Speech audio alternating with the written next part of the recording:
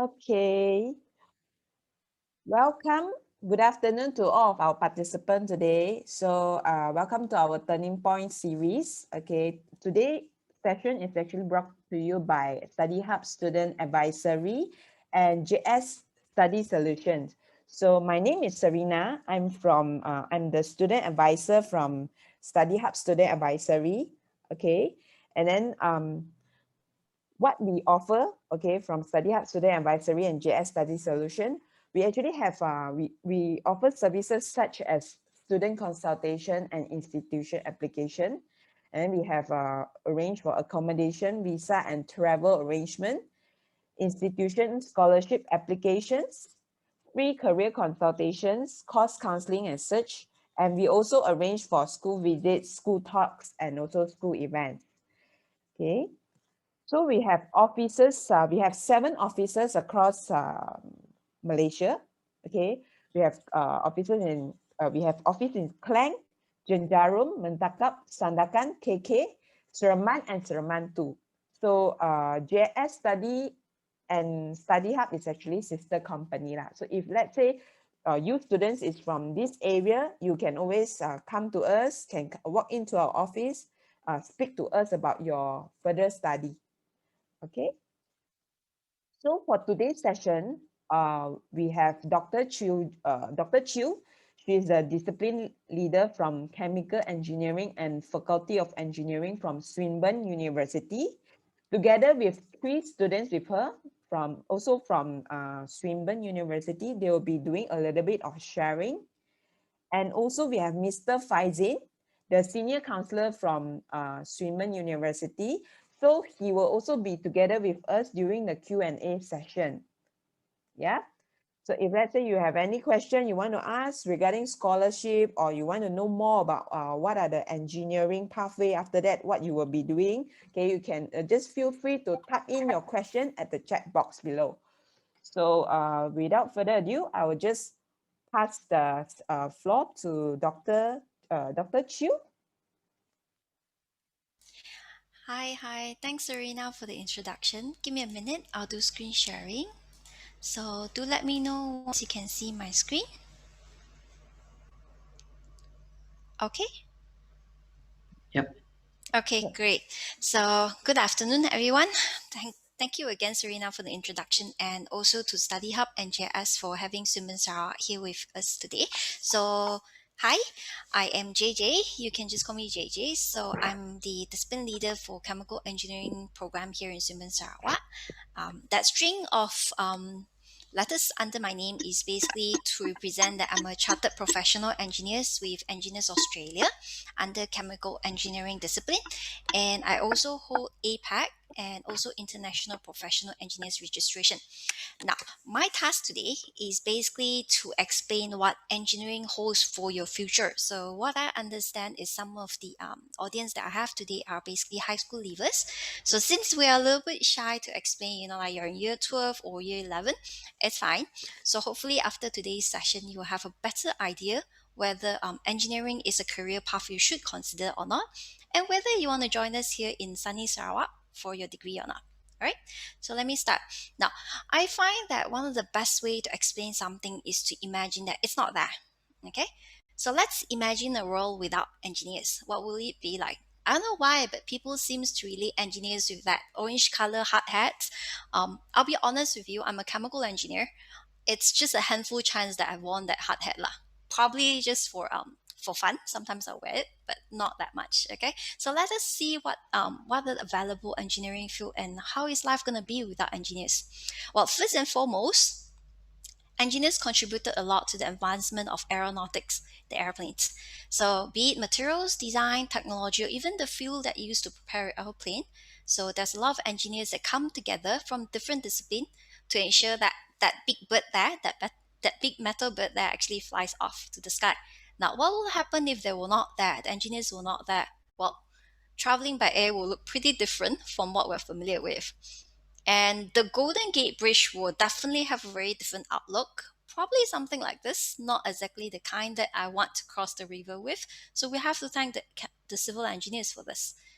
Amidst the pandemic, I think most of us are now very familiar with virtual meetings, virtual classes, virtual conferences. So this is sort of becoming like an essential item in our daily life, thanks to COVID-19. So if engineers did not exist, then communication amidst the pandemic will look a lot messier. Probably something like this with lots of strings and paper cups. And you can forget about smart TVs, smart homes, and all of those. So entertainment for my kid will probably look a lot like this with pen, papers, and crayons. We may not even have crayons to start off with, all right? So if you have used the road, electronic appliances, rode on a car, ate food, drank water, you have clothes on you today, then you probably have to thank an engineer for that. So with all that said, right, so what exactly is this group of people called engineers? They seem to touch a lot of aspects of daily life. So what exactly is engineering and who are those engineers? So I believe we should get this sorted out before we look into the future perspective of the engineering field. So I'm going to start with explaining what is engineering. On a more formal scale, I would say that it's the application of science to the needs of humanity. So a lot of things that we do day in, day out is basically to make life easier for the general population. Through our application of knowledge, maths, practical experience, and the design of useful objects or processes. So that basically summarize what me and my fellow colleagues in the engineering field do. Okay, so who are the engineers? Well, I like to call ourselves the professional practitioners of engineering. And to engineer basically means that we make things happen. So engineers, we like to coin ourselves as problem solvers.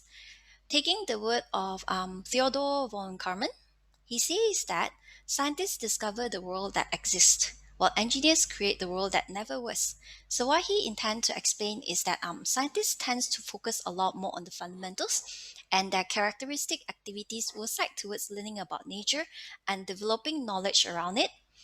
Engineers, on the other hand, will work together with our scientist friend to apply this knowledge to create new things like new processes, new materials, or new technology.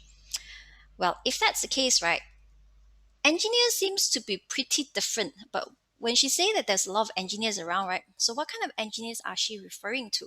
Or what kind of engineer should you become? Well, something you may be asking yourself if you're at the crossroad of choosing you some of you may have like an idea that engineering may be my cup of tea, but where exactly should I go for? There seem to be a lot of choices. Well, in Australia there's over 40 disciplines of engineering listed. In Malaysia we have about 36, I believe, if my numbers correctly. So then the question is, what kind of engineer should you become? Well, it all depends what do you like, because engineers are generally inventors and problem solvers. Then how do you choose which one you like? Well, there's more than 25 major discipline with various subdivisions. Like I say, Malaysia, under Institute of Engineers Malaysia, we have about 36 disciplines. And the common thing about them is that they each have a base knowledge that can be applied in many fields. But one thing, however, stand out for all these engineers, which is teamwork, the ability to work with different people and different projects, different scenario, different country. For engineering field, one of the most important characteristic that we have is you have to be able to work with other people, because we can only achieve more if you work as a team. Okay, now what I'm going to do is I won't actually go to like 25 major discipline. That's going to be a lot. We'll be here until tomorrow to explain each particular discipline. But what I'm going to do is I'm going to explain the major 4 or 5. Okay, now that we have a rough idea that okay, these are a bunch of people that needs to work together to get things done, then the next question will be, what shall I become? Or like I say, your future matters. So when you choose the engineering, you need to know what you like. So it is not uncommon for a lot of people, because recently what happened is I have a lot of questions from high school leavers is, are engineers replacing themselves because like a lot of things are being automated, there's a lot of robots put in place and all. So it is not uncommon for people to think that engineers may be replaced by robots in workplace. And yes, I agree that engineers play a big role in automating a lot of stuff. Since your future matters, we do want to explore these particular questions before we move any further into talking about an engineering profession for your consideration, right?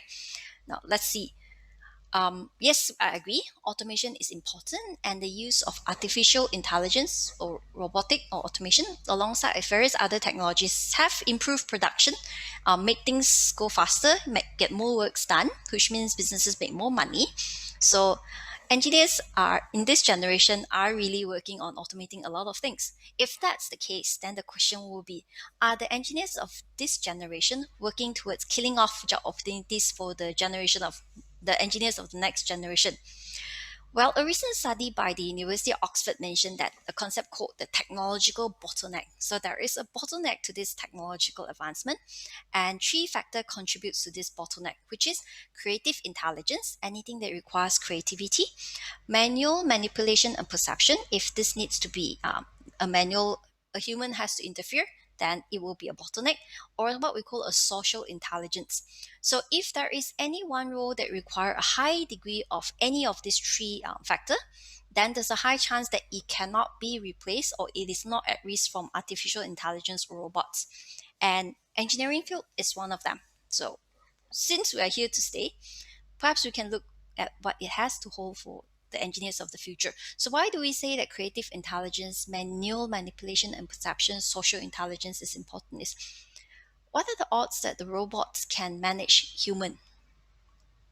At the end of the day, all these are actually, well, computers are human creation. So it'll be quite some time before you get replaced. That's why I'm saying that engineering is here to stay. So let's have a look at what future does engineering hold for the next generation. So what I'm going to do is I've picked the top 5 common engineering discipline based on the Australians' perception. So then I'm going to share about what they have for their future. Okay. So next, let's see. Well, being a chemical engineer, I'm going to start off with chemical engineering. So chemical engineers have long contributed to the development of traditional, non-renewable fossil fuel sources like coal, petroleum, natural gas, and propane. We are known to have very high pay coming from the oil and gas industry, which I don't deny. Then there's a lot going around. Oh, like oil and gas is exhaustible. In the next couple of probably 2-3 decades, it will be gone. Then what will the future chemical engineers do? Well, there's a lot more to what chemical engineers do other than oil and gas. We will, however, be focusing a lot on helping to find new novel ways to generate energy that we need because the general population still requires energy. And then we will also look at maximizing the efficiency of the traditional petroleum refining oil and gas sector, ranging all the way to innovation creation of fuels from renewable resources. We will also see more efficient system for fuel development coming from the work of the future chemical engineers.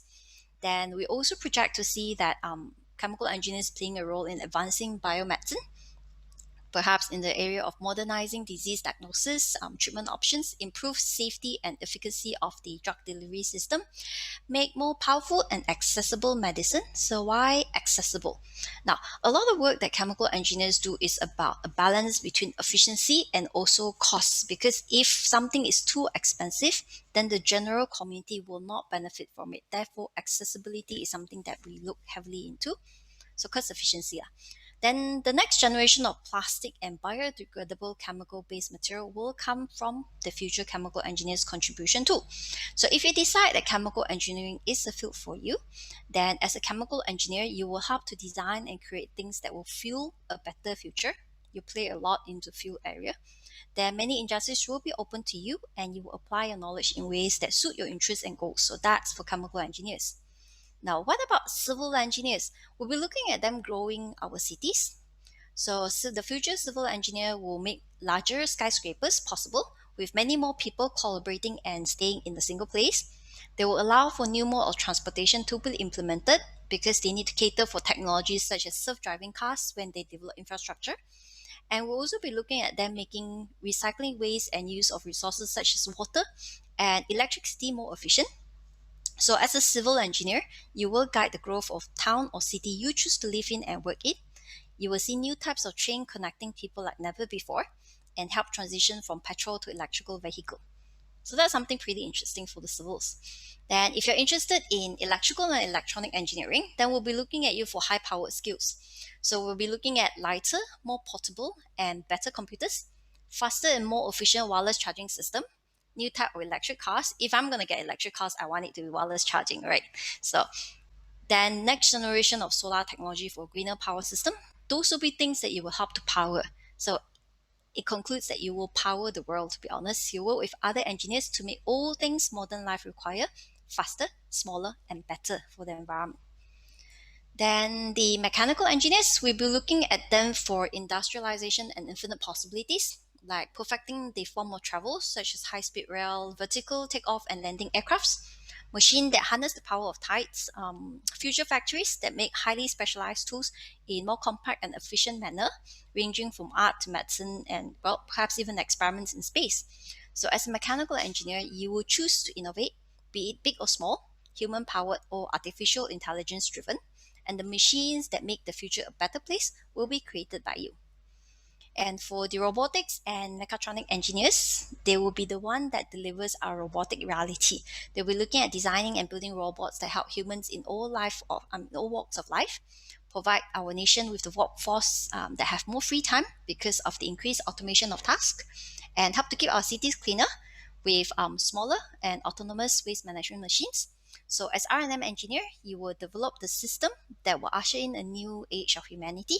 So the dreams of that we see in sci-fi will become science fact in the hands of the R&M engineer.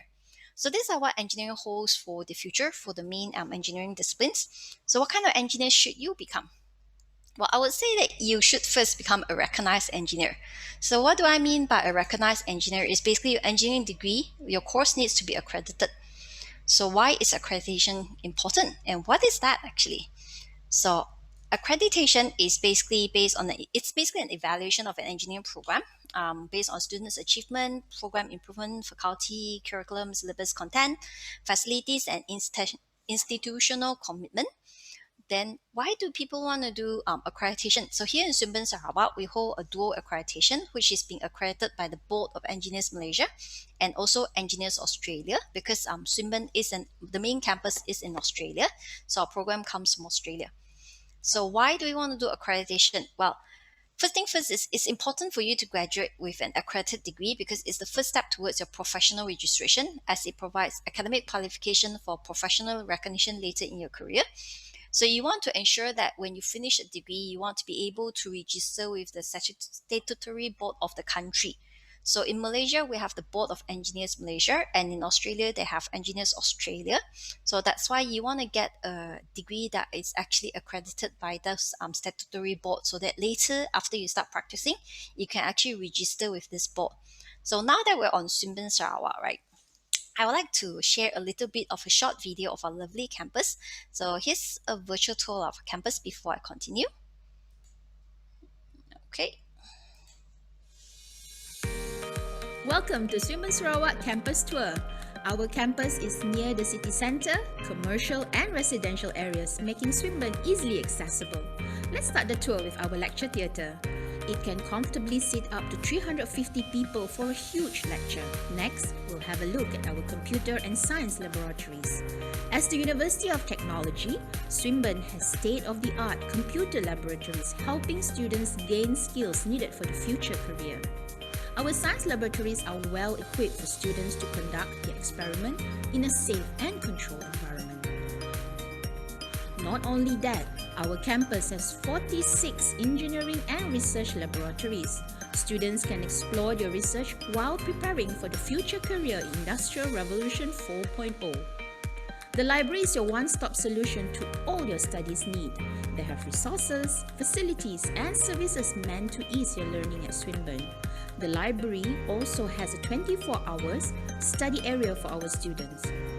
Our campus has two 24 hours computer laboratories that are fully equipped and safe for use after office hours.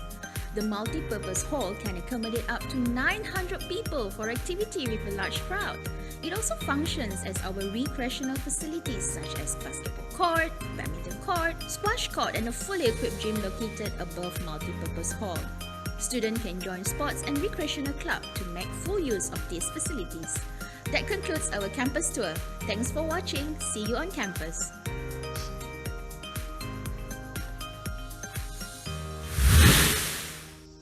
So as you can see, our campus is basically a city campus, and we are very close-knit community, so most of us know each other pretty well. So I hope someday you have the opportunity to actually come to our lovely campus and our beautiful city. Now, coming back to engineering. So is it worth it to do an engineering degree? There's a lot of things going around telling people, oh, it's going to be very hard. You're going to have 4 years of dying, So I will explain why it's worth it. So that's the big questions now. Let's hear from an engineer. I'm an engineer. So let's hear, why is it worth it to be an engineer? Okay, first thing first, I would say that engineering pays well. A career in engineering, so why do they pay us well is, well, first and foremost, and the career in engineering actually requires a very unique set of skills. So it's only right that it comes to a competitive salary, as can be seen from the charts here. So where's my chart? There we go. So that's something that I plucked off from PayScale, I think a couple of days back. So showing the average pay of the 4 major engineering fields in Malaysia, Australia, and US. So it's a fact that university graduates with an engineering degree earn at least about 20% more than the average graduate salary.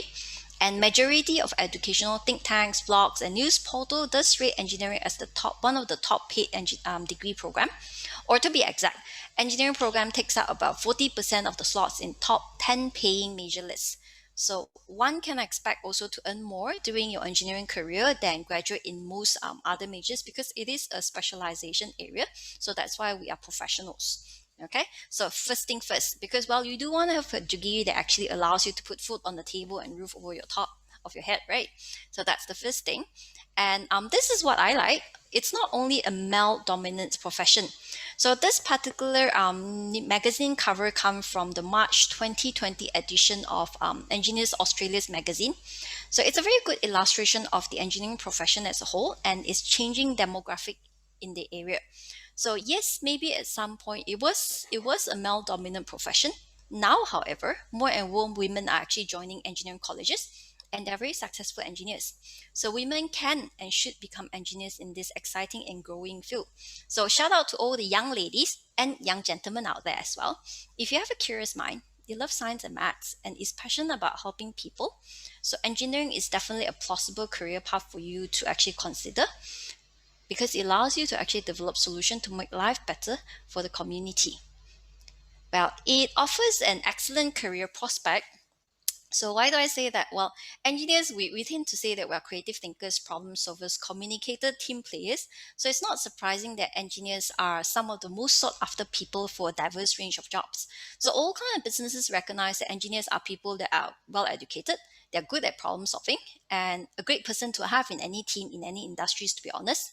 And the best part is you get a chance to improve the world if you choose to. How would I put it? Words can't actually describe how a person actually feel when you say that, hey, when, let's say if you compliment a civil engineer, wow, that bridge is very well built. Or you tell another person that probably created a new device and say that, hey, that's a very nice device. And you can see them saying that proudly that I created the technology, I made that possible. So if I had a chance to ask an engineer about his or her work, just take note of their face. You will notice that they will beam with pride when they talk about their contribution in creating something new. So that's what we take pride in the work that we do. Then it's a worldwide accepted qualification. So your degree will allow you to propel quite far, depending on how you want to use it. You can travel the world with a career in engineering. Engineering industries are global industries spanning from the US to Asia to Europe. So engineering projects can be all over the world, from meeting customers to investigative field works, all of which are actually important parts of many different engineering jobs. So I would say that you will have a fulfilling career in engineering without borders. And the skill sets are readily translatable from one industry to another, from one country to another. So is engineering in your future? Well, I would say that engineering will set up for professional success. Your entire thought process will change when you actually graduate from engineering school, because we do train students to be more logical. They tend to have more critical analysis skills. Decision-making skills are also improved, and you become more objective when it comes to work. So all the skills are actually greatly needed in professional world in any field. So engineers tend to do better no matter which sector they choose, and they also tend to make good managers too. So all in all, I would say that engineering is the most common degree that allows you to actually make it. If you actually check the Fortune 500 CEOs, right, you notice that most of them actually have their first degree in engineering. Or if you decide, okay, engineering is not my cup of tea, you can do politics, Well, the current president of China, Xi Jinping, he is actually a chemical engineer. So that's a lot more for you to venture if you hold an engineering degree. Now, when you understand engineering, you will see the world differently. Okay? So, if engineering is a possible future path for you, then what's next for you? So if you hold a year 11, like O-level, SPM or equivalent, and you have credits in AMATS or maths, and 2 science subjects, be it physics, bio, or chemistry, then you can consider to join us here in Sunburn Sarab Foundation Study for a year.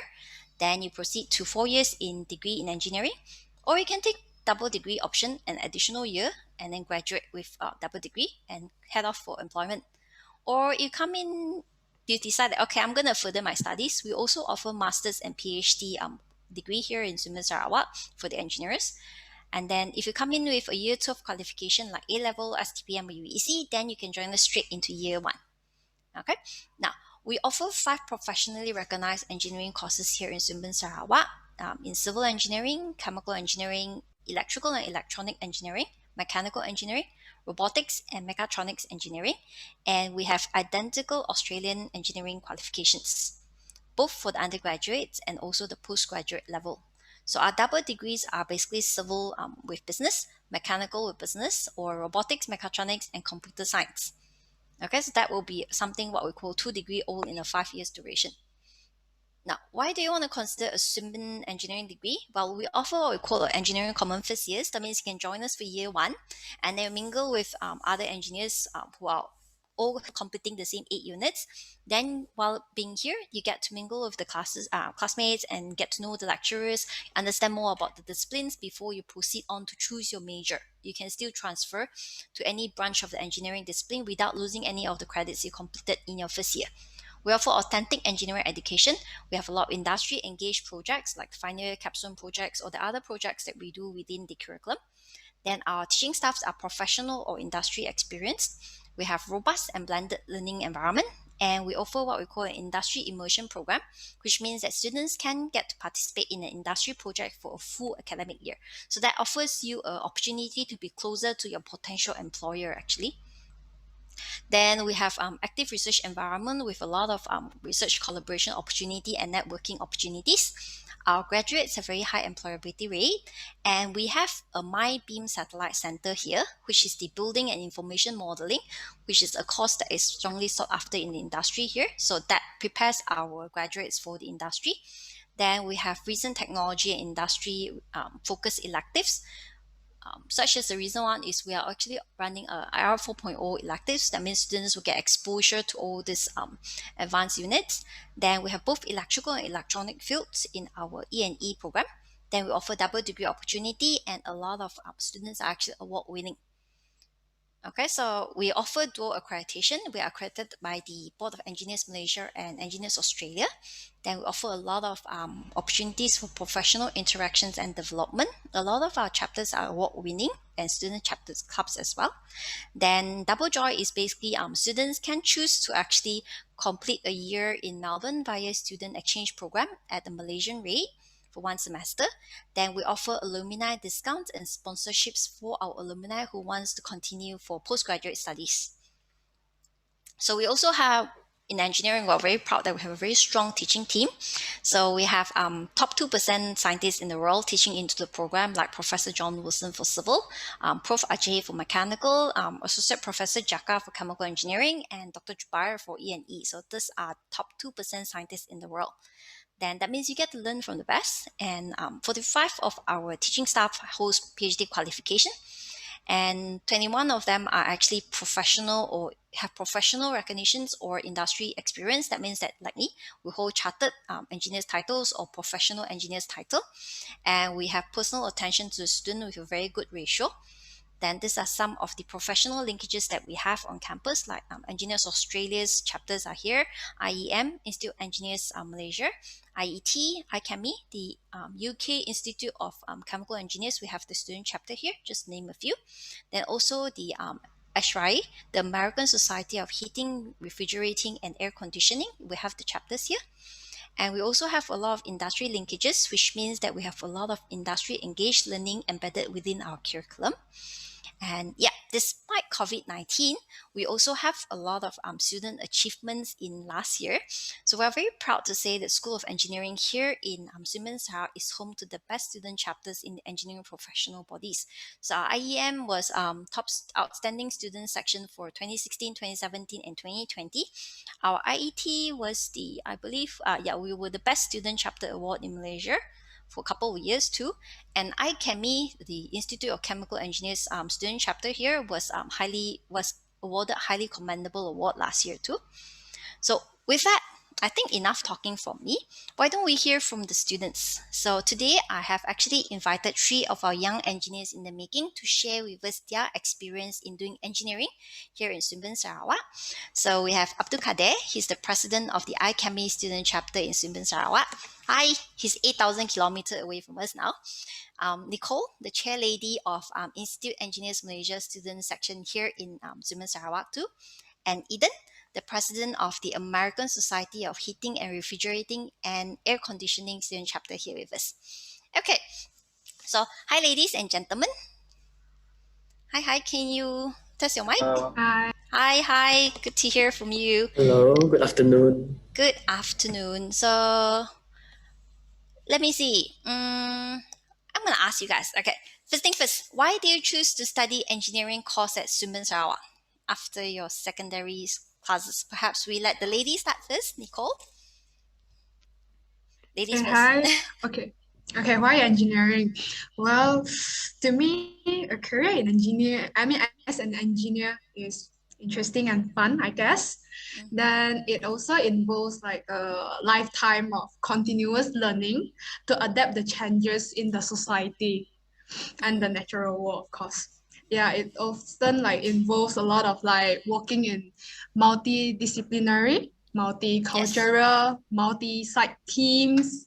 So I guess it's a very worthwhile profession, and the results when you succeed can be really, really satisfying, I think. Yeah. True. That's my I opinion. agree. Yes. So, Eden, you want to share something? Why did you choose to do engineering course after your high school? Well, actually, both my parents are teachers, so my first instinct was to be a teacher. But then I realized that I find more fun in playing with stuff. If you see my house, I actually like to dismantle stuff. So if you like to dismantle your laptop, then I think engineering is for you lah. So, Okay, that's a good indicator. So I like engineering because we get to solve problems, we get to see problems differently. You don't just look at a table, you look at the tables, you look at the legs, you look at the bolts, everything.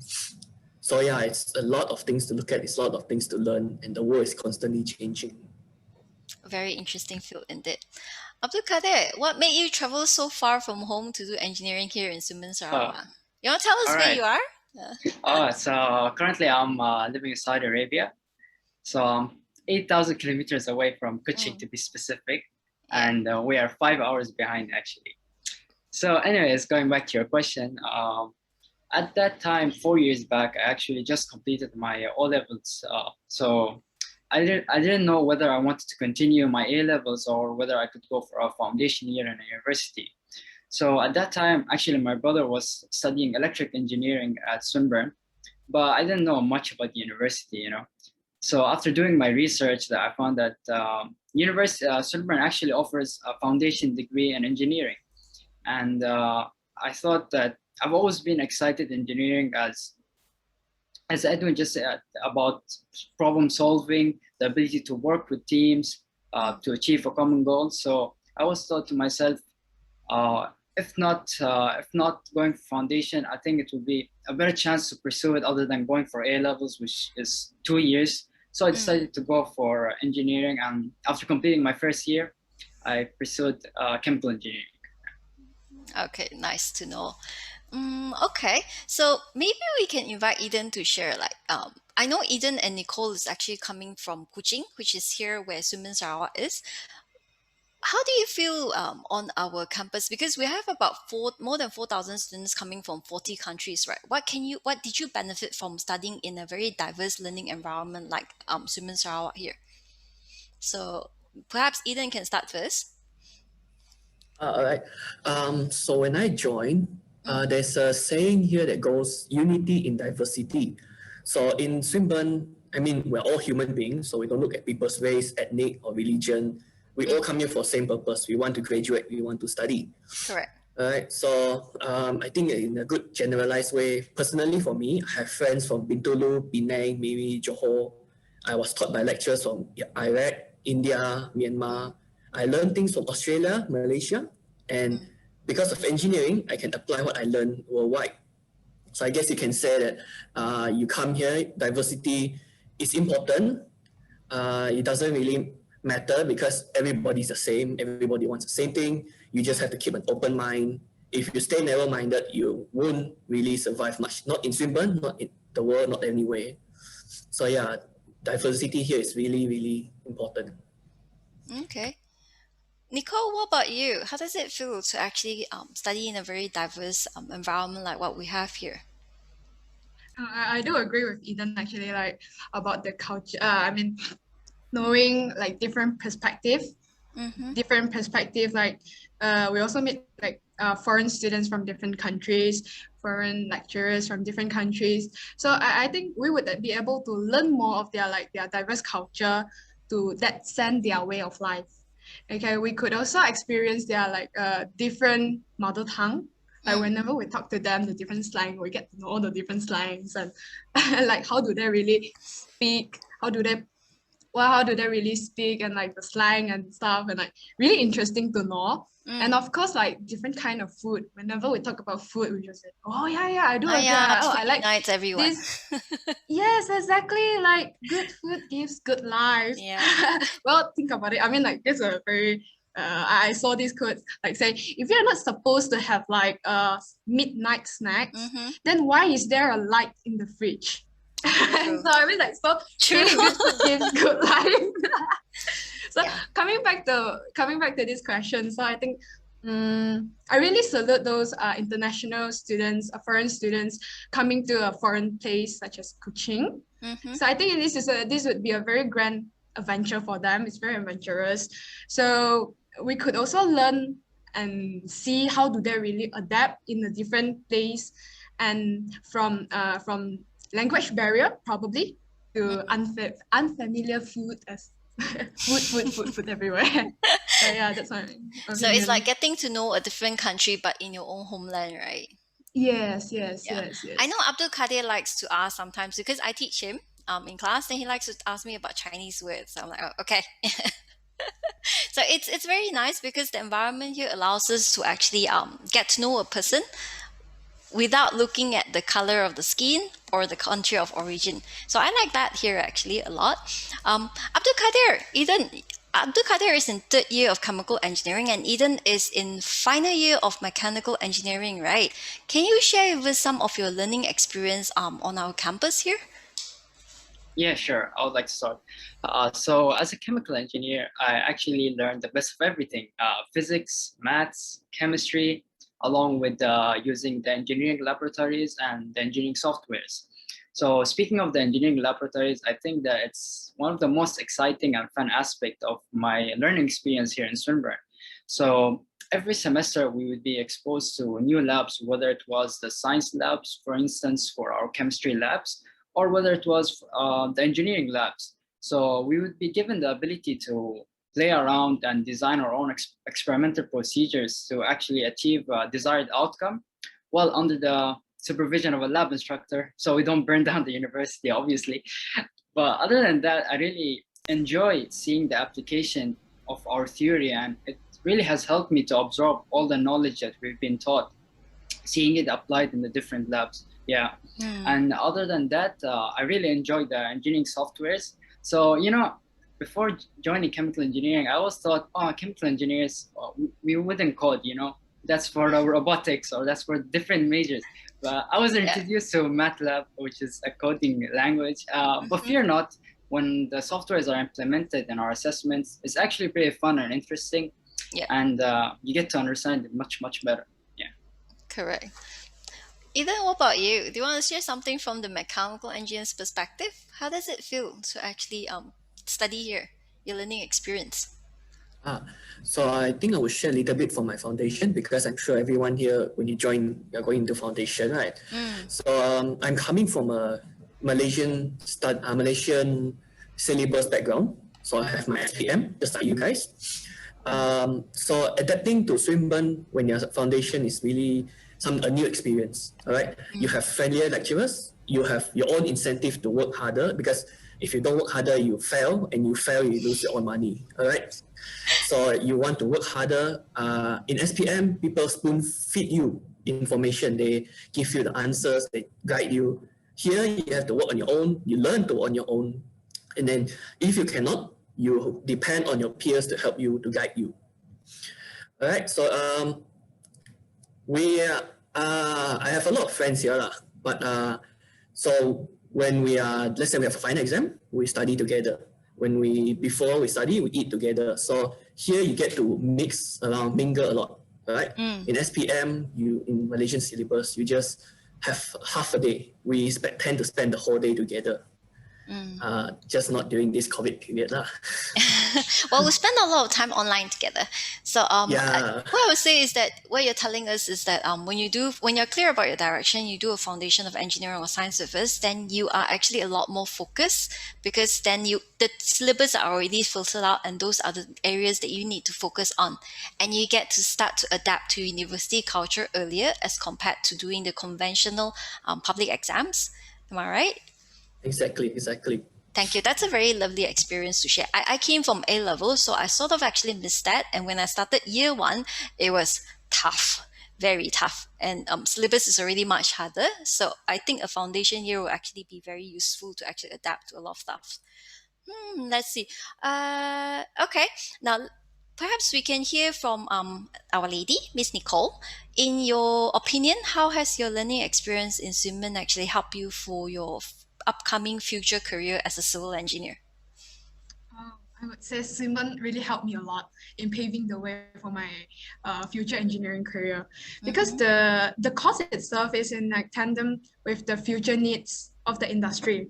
It prepared me to understand both theoretical and practical aspect of studies and work. So yeah, my lecturers are all very experienced and passionate in teaching us and guide us. So I could really, I could always approach them whenever I face some difficulties, or anytime I want, I would say. They're really, really friendly. They're really, really friendly. A lot of open door. Not during the weekends, not during the weekends. And so they really motivate me to really improve myself and ignite the passion of learning. Yeah. That's very good to know. Abdul Kadir, you want to share something about your experience? Yeah, sure. So as Nicole just said, we usually have industry-based assessments that really help us to understand the application of our knowledge. So these assessments would usually give us a real problem in the industry and would ask us to use critical thinking and analyzation to tackle the problem and to give a reasonable solution to that problem. So this really helps us to hone our skills to think outside of the box and to think, why are we learning this, or what's the reason behind all of this knowledge? And other than that, in engineering, we also have many group-based assessments where we are put together with random students that we might not necessarily know, but this is to prepare us for the real world when we go out, as we don't get to choose who we work with. So through these group-based assessments, we actually get to hone our skills, our soft skills, such as our communication abilities, ability to work with people of different backgrounds, our leadership abilities, and so on. Yeah. Good to know. There's a lot of opportunities for you to actually practice your technical skills, but also your transferable skills, which is actually quite valuable. Couple of years down the road, when you're actually moving towards management level as you practice. Ethan, what's your say on this? As a mechanical engineer, it's a very broad field. So Swinburne, the course they provide, the units, we call them unit subjects. They provide the very baseline for us, right? So Swinburne do make it compulsory for us to take internship. So when you take internship, you start to learn that everything in the industry is different from what you're learning. And everything you're learning here in Swinburne is different from what you're learning in SPM. So you think of it as levels and levels of going up. So what we are learning now is the very surface of what the industry wants. And when you graduate into your career, then you start to learn more. Yeah, that's good. So I guess it's safe to say that what we are learning is the baseline. Then it's up to you to build upon this baseline. Okay, that's very good to know. It's good to know that we're actually paving so you guys can actually translate nicely into industry when you start practicing. I think the next question will be, this will be the last questions looking at the time that we have, but I think it's the questions that a lot of the potential juniors will be very interested to know. As we all know, because of the COVID-19 pandemic, we are all somewhat forced to push forward all this blended learning. So Swinburne is actually promoting online learning, right? So would you mind to share how was your online learning experience as a student? Like, what do you like about it? What did you find challenging, you know? Random pick, who wants to start first? I'll go first. Sure. All right. So online learning. Okay, where do I start? So I actually enjoy the fact that we have blended learning mode right now. It's because for me, staying in Saudi Arabia, different time zone, it's very hard for me to attend the Malaysian classes. If it's in the morning at 8 a.m., for example, it will be 3 a.m. my time. So it would be very hard to attend. But Yes. Fortunately, thanks to blended learning, I could just watch the recorded classes, or there will be pre-recorded videos that I can refer to at my own pace. Well, this depends on your self-discipline at first, but after time, you get used to it. And I really feel like this mode gives me the flexible timing when I want to study rather than going to conventional classes, for instance. So I believe this is a very nice option to have nowadays. And also through our Canvas learning management system, we actually have a lot of perks or like features that help us to keep up to date with our assessments and give us reminders. And so I really enjoy these features that really help to support my online learning. So it's not so bad as you think, it's actually good. And for the challenges, I would say I really miss the face-to-face. I would say that's the biggest challenge for me because I really miss seeing my peers and my teachers face-to-face. Yeah. What can we do? It's like pandemic, right? Yeah. Yes. Your safety comes first. Exactly. Good to know that the teaching platform is actually that useful. Nicole, what about your take of this? My learning experience would be like it's very exciting initially because like it's a completely new experience for me, as all this while we were like doing all the physical studies, which now had been changed to online ones. So what I really like about it would be like the sense of flexibility, like what Abdul Khabar had mentioned just now, because like the flexibility, especially in terms of time management, I would say it reduces my like. Okay, the thing I hate the most was like traveling time, the traffic jam. The traffic jam is crazy. True. So, yeah, so I can You not have an to extra worry hour or about. two every day, right? Yes, exactly. I do not have to spend my time worrying about okay, this is a peak hour. I must leave early for my and the other commitments or anyone. So neither do I have to hunt for parking. Parking space in Swinburne as well, in the campus. Parking space, we all know we have limited parking space here. So yeah, the universal problem really like with all universities, yes. So yeah, another thing is like the self-paced learning, I would say, is another added point for this online teaching. As a student, we can always like revisit to the study materials, online lectures, online tutorials. We can also work through all the lesson plan on our own pace to ensure that I really understand the subject before moving on to the next chapter. That's nice to know. Eden, what about your take? Yes, challenges. No. Yes, Nicole, you were saying. Sorry. Distraction, I would say. Distraction for the social media. Flexibility comes with a price. Yes, I know, right? Eden, what about your take as a mechanical engineer? How's your experience on online learning? Very simply put, when it starts off, it's very difficult to adapt. But once you slowly get used to it, you start to use Swinburne's tool. Swinburne actually provides you Microsoft Teams for free, so we use it for our classes. And then we do asynchronous learning and synchronous learning. So I'm sure all of you here, you use Google Meet before, so it's exactly the same, just that Swinburne staff are more adept to using it, so it's a faster transition to technology. Obviously, we all miss the feel of classrooms. So I guess it's just different. You don't have the human interaction. So we try our best. We study on our own pace. Have you actually tried we are transiting some of the classes back on campus, right? Have you guys actually had the opportunity to come back recently? Not yet. No more lab based, I guess. I believe we have our labs because we're final year, so Swinburne actually opens labs to us, right? Yes, we have our correct. lab session next Monday, so then it'll be fun. That will I be a hope. good opportunity to come back. A lot of changes on campus. We have recently undergone some major renovation, so things look pretty different. Okay. Just so, wait for me. we will wait for you to fly in, Abdul Kader. We will wait for you to commence.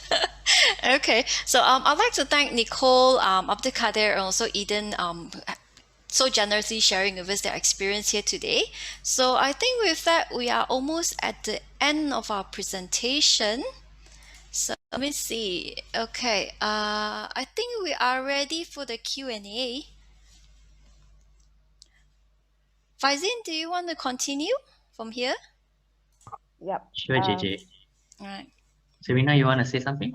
Yes. Okay, just now we open up this session for Q&A. So student, if you have any question, please don't be shy. Feel free to unmute yourself to ask your question. Okay, if let's say you are shy, then you type in at the chat box, then I will try to attend to all of your questions. I mean, I will try to read it out, then Faizin and Dr. Chiu will try to attend to your question. Okay. Thank you, Serena.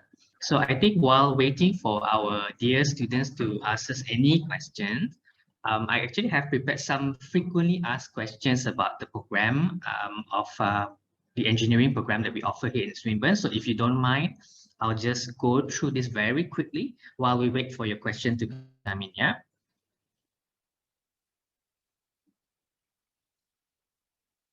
Okay, so I'm just going to show all of this. For those of you who are new to Swinburne, I'm sure some of you have seen us or have heard about us before, but for those of you who are new, I would like to just do a quick who we are and what we do in Swinburne. So basically, Swinburne Sarawak is a branch campus of Swinburne, Australia, back in Melbourne.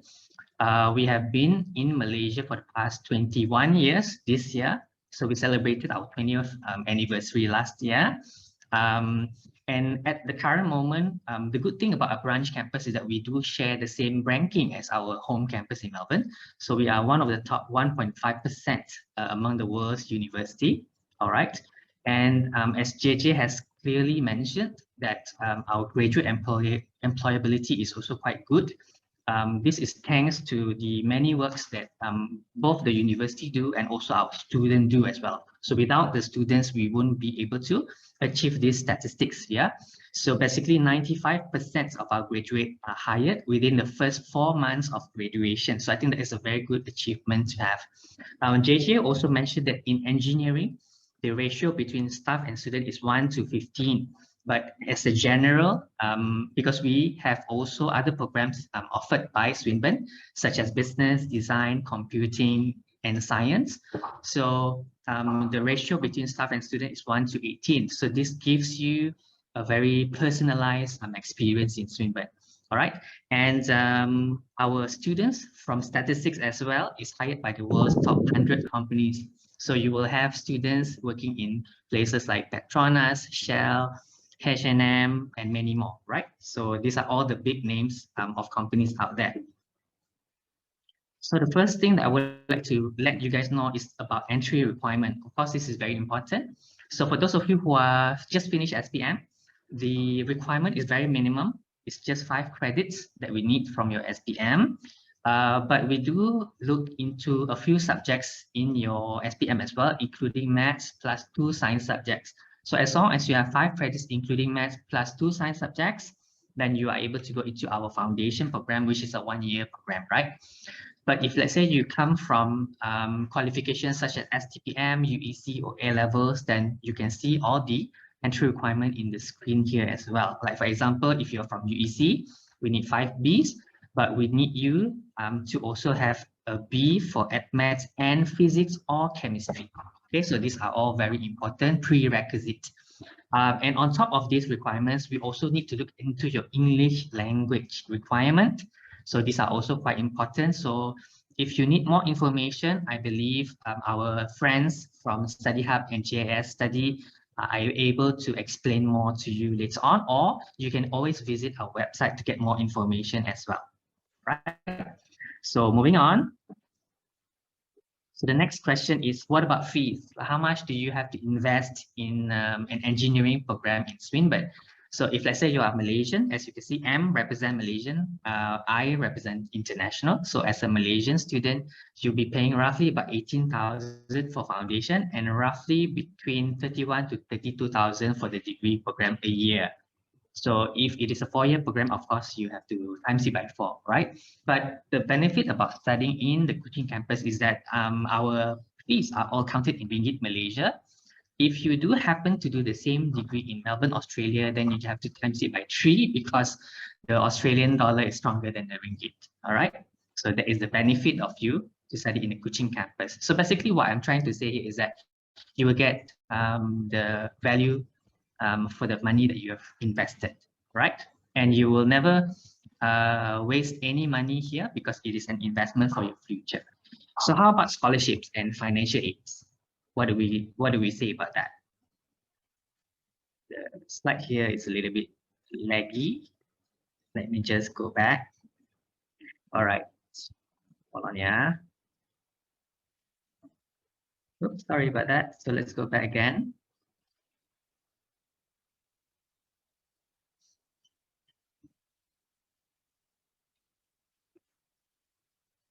Okay, so this is just a rough idea of how much you will get in the foundation and the degree programs for our internal scholarship. Of course, in Swinburne, we have internal and external scholarships.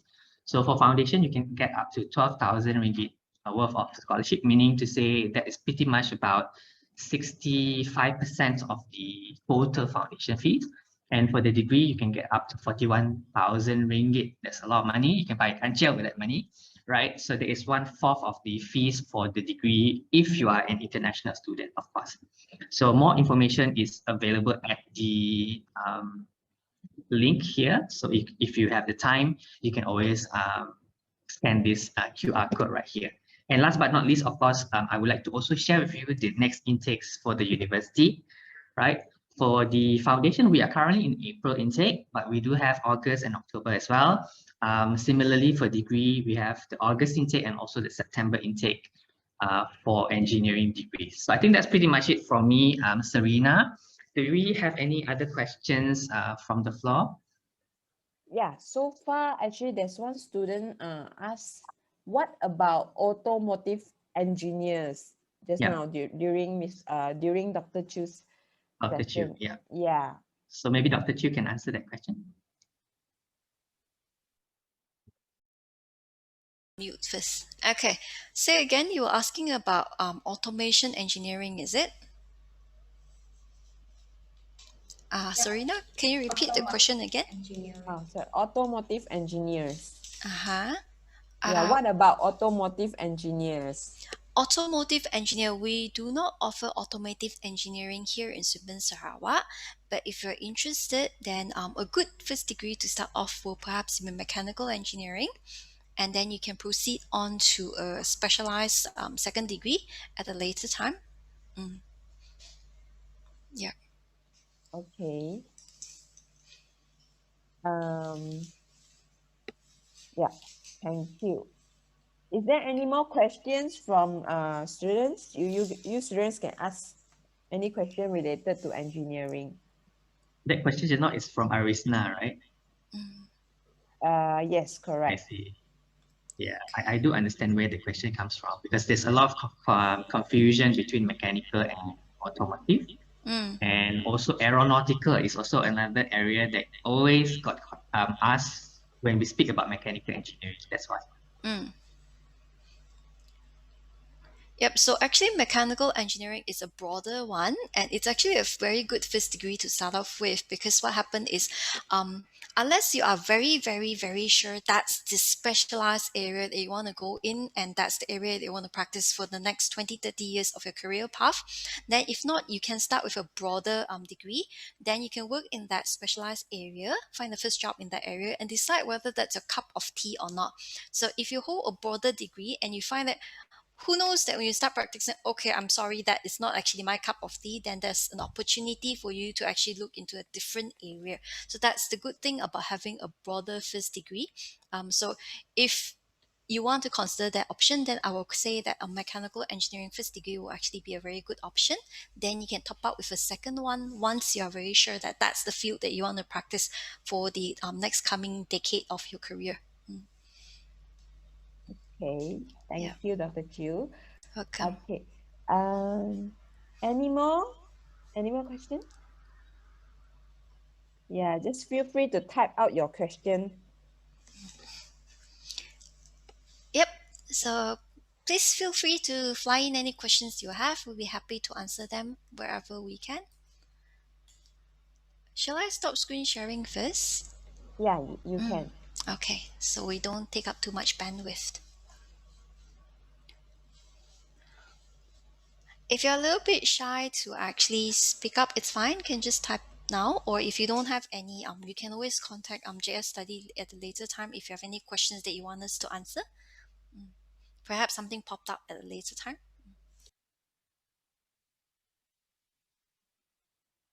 Seems like no question for the I moment. guess everything is clear, yeah, guys. Yeah. In that case, then maybe I'll just play a video about engineer from Swinburne University. Then if you guys have any question, you can just stay back to ask. Okay. Thank you, Serena. Thank you, guys.